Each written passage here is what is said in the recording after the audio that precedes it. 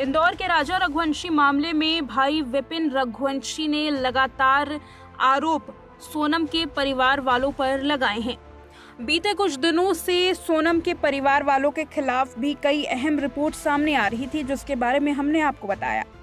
सोनम रघुवंशी के बारे में जेल प्रशासन ने कहा कि सोनम को हफ्ते में एक बार परिवार वालों से बात करने की इजाज़त मिली है। ऐसे में सोनम अपने परिवार वालों से बात कर रही थी। इस बात का दावा पहले ही किया जा चुका है और अब विपिन रघुवंशी ने भी कुछ इस तरीके का दावा किया। और आपको बता दें कि शिलांग पुलिस पर अब सवाल उठाए जा रहे हैं। जी हाँ, राजा रघुवंशी का परिवार जो शिलांग पुलिस का साथ दे रहा था, अब 3 आरोपियों की जमानत के बाद शिलांग पुलिस पर सवाल उठाता हुआ नजर आया है और अब सीबीआई जांच की मांग कर रहा है।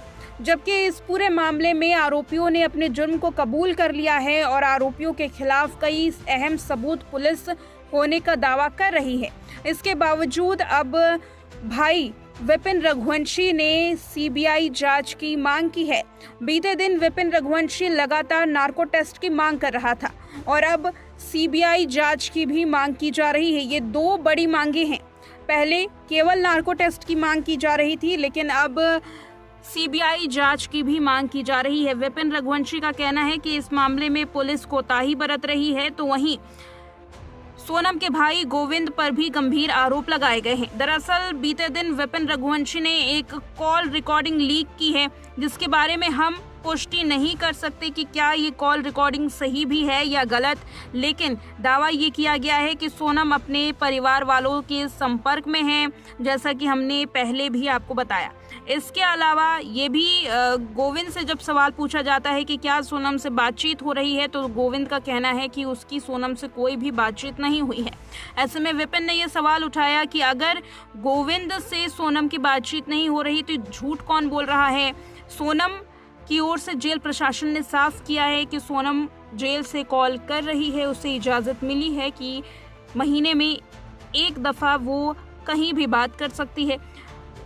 अब इसी वजह से परिवार निशाने पर है। विपिन रघुवंशी इस पूरे मामले में परिवार को न केवल झूठा करार दे रहा है, बल्कि ये भी आरोप लगाया कि सोनम ने राजा को धोखा दिया और अब सोनम का भाई हम सबको धोखा दे रहा है और अपनी बहन की जमानत के लिए कोशिश कर रहा है। उसने वकील भी हायर कर लिया है।